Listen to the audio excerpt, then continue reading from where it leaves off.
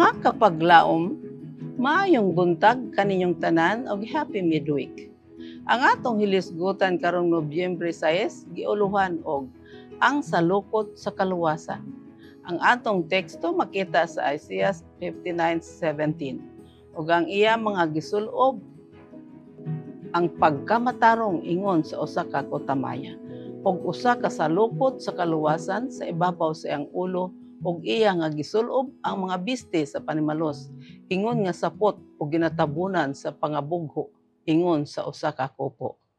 Kapag laom, daghan ang adunay na libog nga panghunahuna kalabot sa pagkakabig. Kasagaran ilang nadungog ang mga pulong nga gibalik-balik gikan sa pulpito. Angay ka nga mataw pag-usab.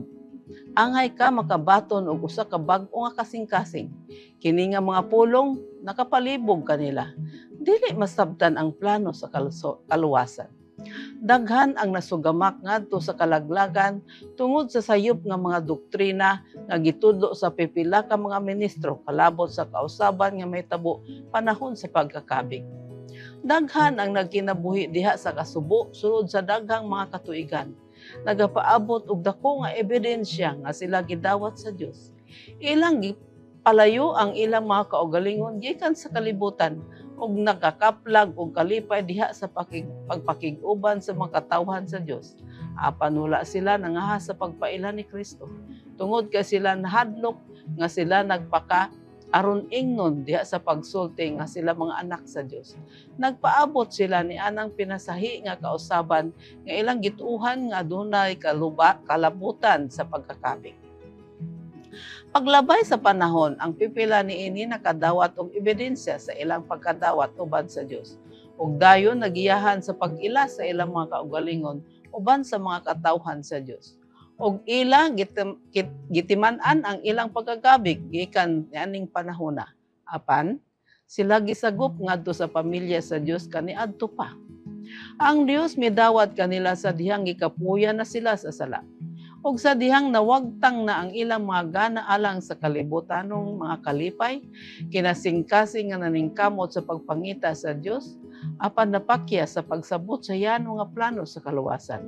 Daghan sa mga kahigayunan ang nawala alang kanila.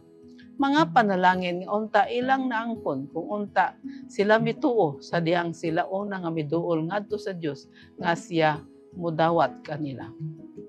Kapag laom, ang uban nahulog sa mas labing kuyaw nga sayop. Sila gidumalahan sa kalit nga pagbati. Ang ilang mga simpatiya nagtandog. Ug ang ilang gituuhan kini nga pagbati ingon nga usa ka timailan nga sila gidawat sa Dios ug nakabig na. Apan ang mga prinsipyo sa ilang kinabuhi wala na usab. Ang mga ebidensya sa usa ka matinud-anon nga buhat sa grasya sulod sa kasing-kasing makaplagan dili diha sa pagbati apan diha sa kinabuhi. Mag-ampo kita. Dios ug mahigugmaon namo nga man sa langit tabangi kami nga dili malibog kalabot sa pagkakabig ug ginaot nga kami magmatinud-anon ug ang ebidensya nini makita sa among kasing-kasing tungod sa buhat sa grasya sa ngalan ni Hesus. Amen.